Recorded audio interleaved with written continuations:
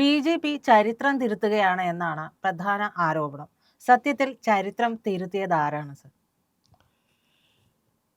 പ്രജിത, ഈ ഇന്ത്യ കൂടുതൽ കാലം ഭരിച്ചത് ഇന്ത്യൻ നാഷണൽ കോൺഗ്രസ് എന്ന് അറിയപ്പെടുന്ന ഒരു രാഷ്ട്രീയ പാർട്ടിയാണ്. ഇപ്പോൾ അതിൻ്റെ പേര് ഇറ്റാലിയൻ നാഷണൽ കോൺഗ്രസ് എന്നാണ് അതിനെ വിളിക്കുന്നത് മുഴുവനും.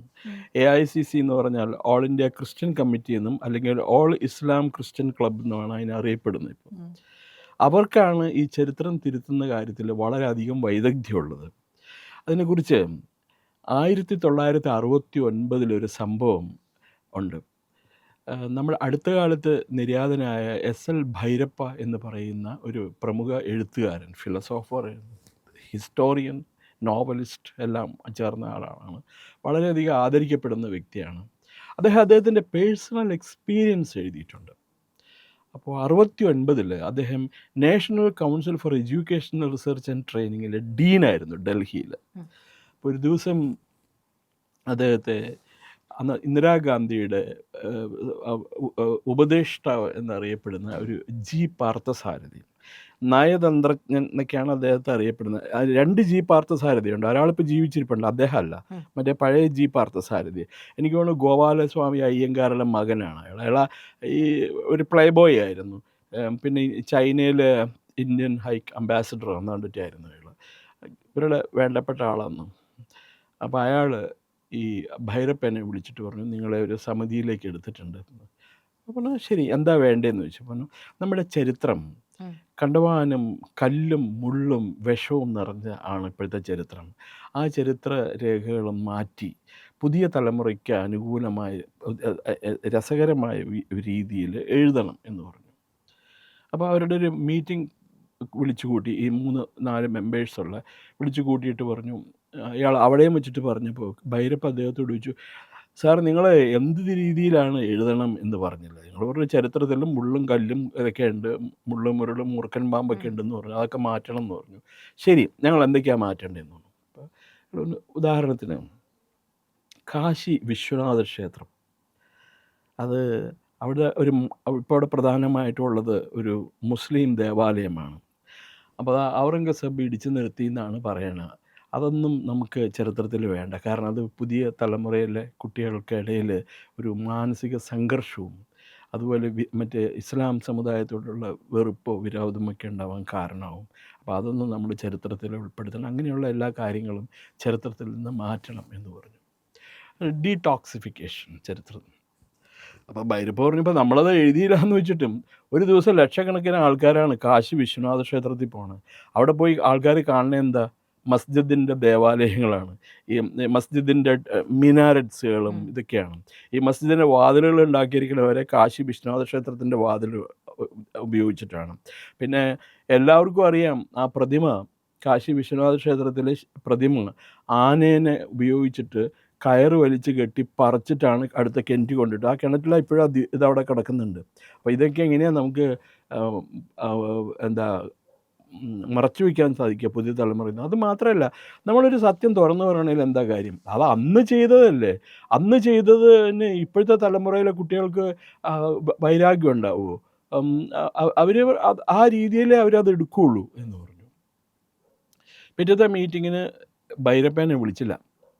ഭൈരപ്പനെ വിളിച്ചില്ല എന്ന് മാത്രമല്ല, അദ്ദേഹത്തിൻ്റെ പൊസിഷനിൽ വേറൊരു മാർക്സിസ്റ്റുകാരനെ കൊണ്ടുവന്നു. അപ്പോൾ അവരുടെ ഇഷ്ടത്തിന് ചരിത്രം മാറ്റി എഴുതി. അങ്ങനെയാണ് Akbar the great, Humayun the great, Aurangzeb the great ഇതൊക്കെ വന്നത്.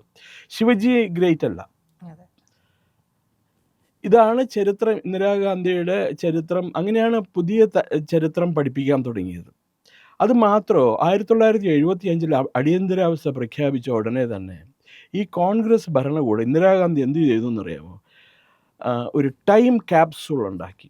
ടൈം ക്യാപ്സൂളിൽ ഒരു സ്റ്റീൽ കൊണ്ട് നശിച്ചു പോകാത്ത ഒരു മെറ്റീരിയലിൽ ഇന്ത്യയുടെ ചരിത്രം മുഴുവൻ ആലേഖനം ചെയ്തു, എൻഗ്രേവ് ചെയ്തു. എന്നിട്ട് അത് അടച്ചു പൂട്ടി ഭദ്രമാക്കിയിട്ട് റെഡ് ഫോർട്ടിൽ ഒരു വലിയ കിണർ കുഴിച്ച് 10, 50, 60 മീറ്റർ താഴെ അത് ഡെപ്പോസിറ്റ് ചെയ്തു.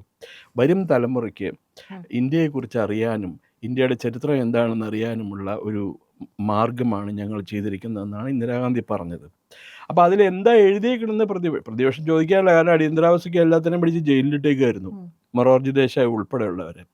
അത് പറഞ്ഞു അതൊക്കെ ചരിത്രം വളരെ ഇതായിട്ടാണ് എഴുതിയേക്കുന്നത്, സൂക്ഷ്മതയോടുകൂടിയാണ് എഴുതിയേക്കണെന്ന് പറഞ്ഞു. ചരിത്രം എഴുതി കിണറ്റിലിട്ടു. ചരിത്രം അത് ഞാൻ പറഞ്ഞില്ലേ, ടൈം ക്യാപ്സൂള്, ക്യാപ്സൂളാക്കി. അതിനകത്ത് എൻഗ്രേവ് ചെയ്യാന്ന് പറയും, നമ്മൾ ആലേഖനം ചെയ്യാന്ന് പറയും, എന്നിട്ട് എഴുതി കിണറ്റിൽ ഡിപ്പോസിറ്റ് ചെയ്തു, സീൽ ചെയ്തിട്ട്. അപ്പം ഇതെന്താണെന്നറിയാൻ ആൾക്കാർക്ക് കുറച്ചെങ്കിലും താല്പര്യം ഉണ്ടായിരുന്നു. 77 തെരഞ്ഞെടുപ്പിൽ മൊറാർജി ദേശായി അധികാരത്തിൽ വന്നു, ജനതാ പാർട്ടിയുടെ നേതൃത്വത്തിൽ. അവരെന്ത് ചെയ്തു, ഈ കിണർ മാന്തി ടൈം ക്യാപ്സൂള് പുറത്തെടുത്തു. മൈ ഗോഡ് പ്രജിത, അതിനകത്ത് എന്താ എഴുതിയേക്കണെന്നറിയാമോ? ഈ ഇന്ത്യ എന്ന് പറയുന്നത് ഇന്ദിരാഗാന്ധിയുടെ രാജ്യമായിരുന്നു. Not joking. മധു കിഷോർ എന്ന് പറഞ്ഞൊരു എഴുത്തുകാരിയുണ്ട്, അവരോട് വിളിച്ച് ചോദിച്ചു നോക്ക്, അവർ കണ്ടിട്ടുള്ളതാണ് അവരിത്. എന്നിട്ട് അവർ പറയുകയാണ്, ഈ മറ്റേ ചരിത്രത്തിനകത്ത് പറയുകയാണ്, ഇന്ദിരാഗാന്ധിക്ക് ജനങ്ങളോടുള്ള സ്നേഹം കാരണം ഈ രാജ്യം മൊത്തം ജനങ്ങൾക്ക് വേണ്ടി കൊടുത്തു. അതാണ് ഈ ഇന്ത്യ എന്നുള്ള പേര് അങ്ങനെയാണ് വന്നത്. അവരുടെ വീട്ടിൽ ഒരു മുത്തച്ഛനുണ്ടായിരുന്നു, കുട്ടികളെ നിലത്ത് എഴുത്ത് പഠിപ്പിക്കാനും കഥകൾ പറഞ്ഞു കൊടുക്കാനും വേണ്ടിയിട്ട്. അയാളുടെ പേരാണ് ഗാന്ധി, മഹാത്മാഗാന്ധി എന്ന് പറയും. അപ്പോൾ എനിക്ക് വേറെ ആരും ഉണ്ടായിരുന്നില്ല, ഈ കുടുംബത്തിലൊരു മൂലയ്ക്ക് ഒരു ഫിലോസഫറെ പോലെ ഇങ്ങനെ ഇരുന്നു അയാളെങ്ങനെ. ഇതാണ് അവരെഴുതിയിരുന്ന ചരിത്രം. ആ ചരിത്രം നമ്മുടെ തലമുറ വായിച്ചു കഴിഞ്ഞാൽ എങ്ങനെയിരിക്കും? അതാണോ നല്ലത്, അതോ ഈ ചരിത്ര രേഖകളിൽ വന്നിരിക്കുന്ന എന്താ പറയുക തെറ്റുകൾ ചൂണ്ടിക്കാണിച്ച് അത് റെക്ടിഫൈ ചെയ്യുകയും യഥാർത്ഥ സ്വാതന്ത്ര്യ സമര ചരിത്രം എഴുതുകയും ചെയ്യുന്നതാണോ ചരിത്രം എന്ന് പറയുന്നത്?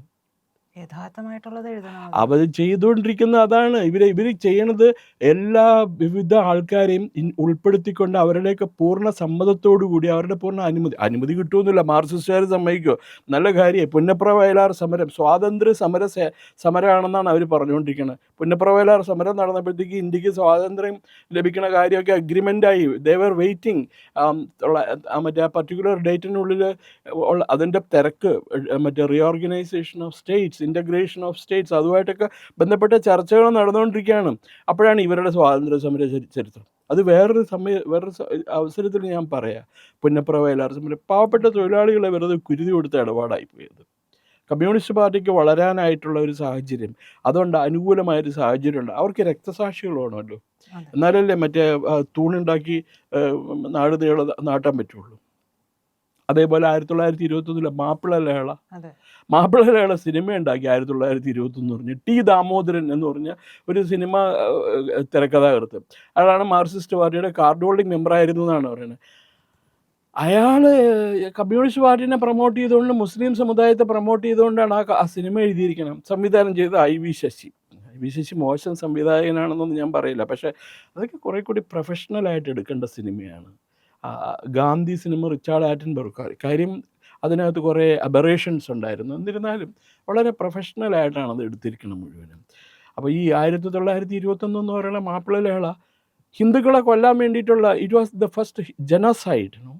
ടിപ്പു സുൽത്താൻ, ദ ഗ്രേറ്റ് ടിപ്പു സുൽത്താൻ എന്നാണ് ഇപ്പോൾ കോൺഗ്രസ്സുകാരും കമ്മ്യൂണിസ്റ്റുകാരും പറഞ്ഞുകൊണ്ട് കിടക്കുന്നത്. വാളോ ഇസ്ലാമോ എന്നും പറഞ്ഞുകൊണ്ടാണ് അയാൾ നടന്നിരുന്നത്. എവിടെ വന്ന് കിട്ടിയ ആൾക്കാരെ മുഴുവൻ, മറ്റേ മതം മാറാൻ കൂട്ടാക്കാത്തവരെ മുഴുവൻ കൊന്നു അയാൾ നിർബന്ധിച്ച്, എന്താ പറയുക, പശു ഇറച്ചിയും കാളയിറച്ചിയും ആൾക്കാരെ തീറ്റിച്ചു, ബ്രാഹ്മണരെയൊക്കെ തീറ്റിച്ചു. എത്രയോ സംഭവങ്ങളുണ്ട്. അതൊക്കെ അവർ മൂടി വെച്ച് കഴിഞ്ഞിട്ട് ഈ ചരിത്രം റെക്ടിഫൈ ചെയ്യാൻ ശ്രമിക്കണവർ. ഇപ്പോൾ വീർ സവർക്കർ, അദ്ദേഹം ഇവരേക്കായൊക്കെ ഏറ്റവും വലിയ സ്വാതന്ത്ര്യ സമര സേനാനിയായിരുന്നു. അദ്ദേഹത്തിനെ എന്താ പറയുക, വർഗീയവാദിയായിട്ടും ഭീകരനായിട്ടുമാണ് ചിത്രീകരിച്ചിരിക്കുന്നത് അവർ. സവർക്കറെ മാത്രമോ, ശിവജിയുടെ പേരുകൂടി അവർ പുറത്ത് പറയില്ലായിരുന്നല്ലോ. ഈ പുതിയ ഗവൺമെൻറ് വന്ന് അധികാരത്തിൽ വന്നു കഴിഞ്ഞ പിന്നെയാണ് ശിവജീനെ പറ്റിയുള്ള ഇത് ജനങ്ങളിലേക്ക് എത്തുന്നത്. ഞാൻ നേരത്തെ പറഞ്ഞില്ലേ, ചാപ്പേക്കർ സഹോദരന്മാർ, മഹാരാഷ്ട്രയിലുണ്ടായിരുന്ന ചാപ്പേക്കർ സഹോദരന്മാർ ഈ പ്ലാഗ് എന്ന് പറഞ്ഞ അസുഖം നേരിടുന്നതിൽ ബ്രിട്ടീഷ് ഗവൺമെൻറ് വരുത്തിയ കഴിവുകേടും അതിൽ ദേഷ്യപ്പെട്ട് ആയിരക്കണക്കിന് ആൾക്കാരാണ് മരിച്ചുപോയത് പ്ലാഗിൽ. ചാപ്പേക്കർ സഹോദരന്മാരെ അവിടുത്തെ സാഹിബിനെ വെടിവെച്ചു വന്നു, കളക്ടർ സാഹിബിനെ. അതിനവരെ തൂക്കിക്കൊല്ലുക ചെയ്തത്. ദെൻ നമ്മുടെ തമിഴ്നാട്ടിൽ ഇവിടെ തിരുവനന്തപുരത്ത് നിന്ന് മധുരയ്ക്ക് പോകുമ്പോൾ ഒരു റെയിൽവേ സ്റ്റേഷനുണ്ട്, വാഞ്ചി മണിയാച്ചി എന്ന് പറഞ്ഞിട്ട്. വാഞ്ചിനാഥൻ എന്ന് പറഞ്ഞ ഒരു യുവാവ് അവിടുത്തെ കളക്ടറെ കൊന്നു, വിപ്ലവം ഉണ്ടാക്കാൻ പോയ. അയാളുടെ ഉദ്ദേശം എന്തായിരുന്നെന്ന് അറിയില്ല. പക്ഷേ അയാളൊരു സ്വാതന്ത്ര്യ സമര സേനാനിയായിരുന്നു. അയാളുടെ പേരൊക്കെ തേച്ച് മാച്ച് കളഞ്ഞു അവർ ചരിത്ര രേഖകളിൽ നിന്നും, കോൺഗ്രസ്സുകാർ. അദ്ദേഹം തീവ്രവാദിയായിരുന്നു എന്നും പറഞ്ഞുകൊണ്ട്. അവരെക്കുറിച്ചിട്ടാണ് ജനങ്ങൾ പഠിക്കേണ്ടത് മുഴുവനും. ഇപ്പം നമ്മൾ ബസ്തറിനെ പറ്റി ഒക്കെ പറയുമ്പോൾ ഈ ഒരു ബർസ മുണ്ട എന്നൊക്കെ പറയുന്ന സ്വാതന്ത്ര്യ സമര സേനാനിയാണ്, ട്രൈബൽ നേതാവാണ്. അയാളെ പറ്റി നമ്മൾ എപ്പോഴാണ് പഠിക്കുന്നത്? ഇപ്പോൾ 2014 ശേഷമാണ് അയാളെ പറ്റിയിട്ട് ജനങ്ങൾ അറിഞ്ഞു തുടങ്ങിയത്. അതല്ലെങ്കിൽ ചരിത്രം പഠിപ്പിക്കുന്ന ആൾക്കാരൂടെ അതിനെക്കുറിച്ച് മുണ്ടിലായിരുന്നു. വേറൊരു കാര്യം അറിയാമോ? സ്വതന്ത്ര ഭാരതത്തിൽ 1947 വരെയുള്ള ചരിത്രം, വേദിക് ടൈംസ് തൊട്ട്, വേദകാലം തൊട്ട് 1947 ഇന്ത്യ സ്വാതന്ത്ര്യം പ്രാപിക്കുന്നത് വരെയുള്ള ചരിത്രം എഴുതാൻ വേണ്ടിയിട്ട് ഭാരതീയ വിദ്യാഭവൻ ഒരു ശ്രമം ചെയ്തു നടത്തി. അന്ന് ഭാരതീയ വിദ്യാഭവൻ്റെ ചെയർമാൻ കുലപതി KM മുൻഷി എന്ന് പറഞ്ഞ വലിയ ഒരു സ്വാതന്ത്ര്യ സമര സേനാനിയും ബുദ്ധിജീവിയും പണ്ഡിതനുമൊക്കെ ആയിരുന്നു. അദ്ദേഹം കേന്ദ്രമന്ത്രിയൊക്കെയായിരുന്നു, വിദ്യാഭ്യാസ മന്ത്രിയൊക്കെയായിരുന്നു തോന്നുന്നു. അദ്ദേഹം ഭാരതീയ വിദ്യാഭവൻ്റെ ചെയർമാനായ സമയത്താണ് ഈ ചരിത്രം എഴുതാനുള്ള ആവശ്യകതയെക്കുറിച്ച് അദ്ദേഹം സംസാരിച്ചത്. അതിൽ വളരെ ആകൃഷ്ടനായിട്ട് ഘനശ്യാം ദാസ് ബിർള ഫാമിലിയുടെ ഹെഡ് അദ്ദേഹത്തിന് എത്ര രൂപയാണ് വേണ്ടതെന്ന് വെച്ചാൽ അത്രയും രൂപ അവരുടെ ട്രസ്റ്റിൽ നിന്ന് എടുത്തു കൊടുത്തു. അങ്ങനെ ഏറ്റവും വലിയ ചരിത്രകാരൻ എന്ന് പറഞ്ഞ് ചരിത്രകാരന്മാർ ആരാധിക്കുന്ന RC Majumdar, professor RC Majumdar general എഡിറ്ററായിട്ട് 11 വോള്യമുള്ള ഇന്ത്യൻ ചരിത്രം, വേദിക് ടൈംസ് തൊട്ട് സ്വാതന്ത്ര്യം കിട്ടുന്നത് വരെയുള്ള ഇത് 11 ബൃഹത് വോളിയം പ്രസിദ്ധീകരിച്ചു ഭാരതീയ വിദ്യാഭവൻ. അത് ഇന്ത്യൻ യൂണിവേഴ്സിറ്റികളിൽ ആ പുസ്തകത്തിന് ഒരു എംബാർഗോ ഉണ്ടായിരുന്നു, നിരോധനം ഉണ്ടായിരുന്നു. ഇന്ത്യൻ യൂണിവേഴ്സിറ്റികളിൽ RC മജൂംദാറിനെ കുറിച്ചിട്ടുള്ള പരാമർശം പോലും ഉണ്ടാവില്ല. കാരണം അദ്ദേഹം സത്യസന്ധമായിട്ടാണ് ചരിത്രം എഴുതിയത്.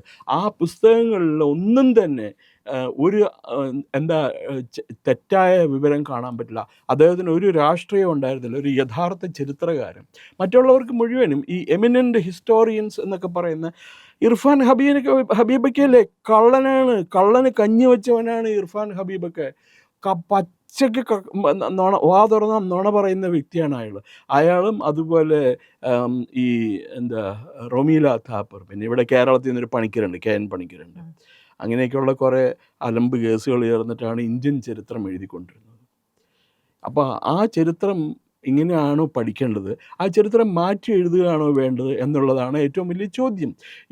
ഒരു രാഷ്ട്രീയ പാർട്ടിയുടെ ആൾക്കാരെയോ അല്ലെങ്കിൽ ഒരു പ്രസ്ഥാനത്തിലെ ആൾക്കാരെയോ കുത്തി നിറച്ചിട്ടല്ല, വിദ്യാഭ്യാസ പണ്ഡിതന്മാരെയും ചരിത്രകാരന്മാരെയും എല്ലാം ഉൾപ്പെടുത്തിക്കൊണ്ടുള്ള ഒരു സമിതിയാണ് national council for educational research and training.